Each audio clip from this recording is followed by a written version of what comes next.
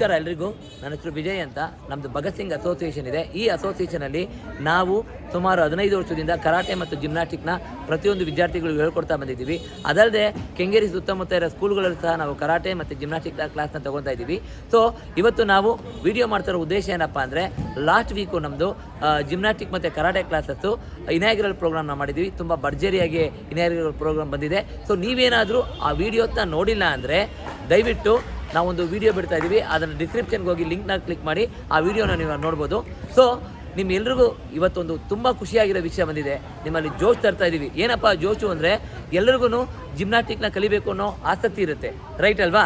So ಆದರೆ ನಿಮಗೆ ಪ್ರಾಪರಾಗಿ ಹೇಗೆ ಕಲಿಬೇಕು ಅನ್ನೋದು ಗೊತ್ತಿರಲ್ಲ.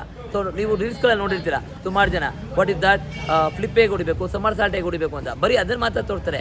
ಆದರೆ ನಮ್ಮ ಭಗತ್ ಸಿಂಗ್ ಅಸೋಸಿಯೇಷನ್ ನಿಮಗೆ ಬೇಸಿಕ್ಕಿಂದ ಜಿಮ್ನಾಸ್ಟಿಕ್ನ ಹೇಳ್ಕೊಡುತ್ತೆ.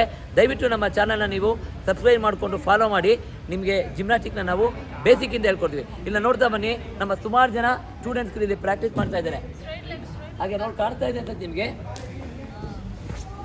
ನೋಡಿ.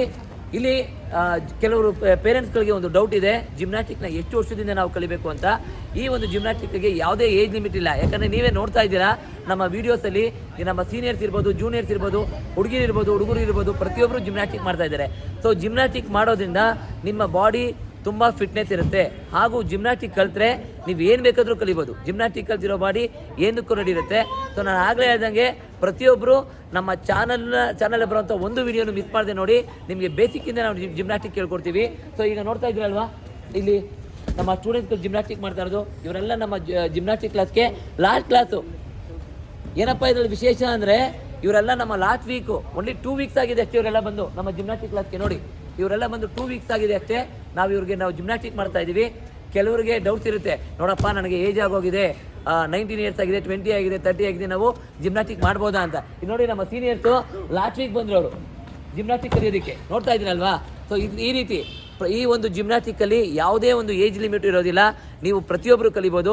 ನಾನು ಮತ್ತೆ ಪದೇ ಹೇಳ್ತಾ ಇದ್ದೀವಿ, ಇನ್ನು ಮುಂದೆ ನಿಮ್ಮ ಎಲ್ರಿಗೂ ಖುಷಿ ವಿಷಯ, ಪ್ರತಿಯೊಬ್ಬರು ನಿಮ್ಮ ಮನೇಲೇ ಕೂತ್ಕೊಂಡು ಜಿಮ್ನಾಸ್ಟಿಕ್ ಕಲಿಬೋದು.